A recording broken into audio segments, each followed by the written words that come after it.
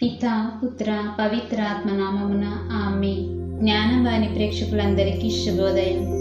ఈనాడు తల్లి తిరుసభ పునీత మార్టినమ్మ గారిని కొనియాడుతూ ఉన్నది. పునీత మార్టినమ్మ గారు ఇటలీ దేశంలోని రోమ్ నగరవాసి.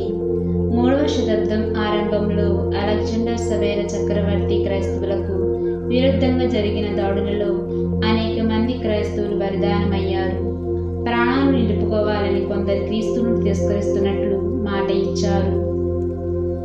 పునీత మార్టిన్ గారు మాత్రం క్రీస్తును తిరస్కరింపబోగా, వారే నిజమైన రక్షకుడు, నా కోసం నీ కోసం మానవాళి అందరి కోసం ప్రాణం పెట్టి తిరిగి మృత్యువును జయించి మనకు మోక్షవాకులు తెచ్చుట ద్వారా మన తరపును బాధించు దైవిక వ్యక్తి అని బల్లగుద్ది సాక్ష్యం పలికారు.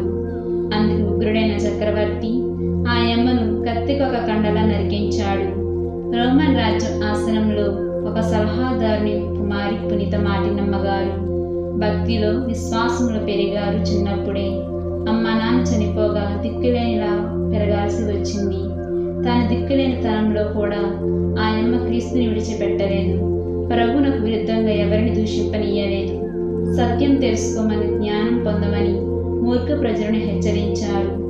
క్రీస్తు శకం 228లో మార్టిన్ గారి వేదసాక్షి మరణానంతరం మరో 300 సంవత్సరాల తరువాత 6వ శతాబ్దంలో రోమన్ న్యాయస్థానం తాపులో పునీత మార్టిన్ గారికి సమర్పించబడిన పెద్ద దేవాలయం నిర్వహించబడింది.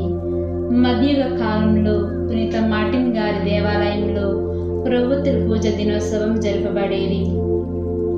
ఆనాడు పరిశుద్ధ పోపు గారు అక్కడ దివ్యబలి పూజకు ముందే దేవాలయం ద్వారం వద్ద ప్రభుత్వను ఆశీర్వదించి విశ్వాసులకు పంచిపెట్టే ఆచారం జరిపించేవారు. మార్టిన్ అంటే ఆగ్రహ సంబంధమైన అని అర్థం.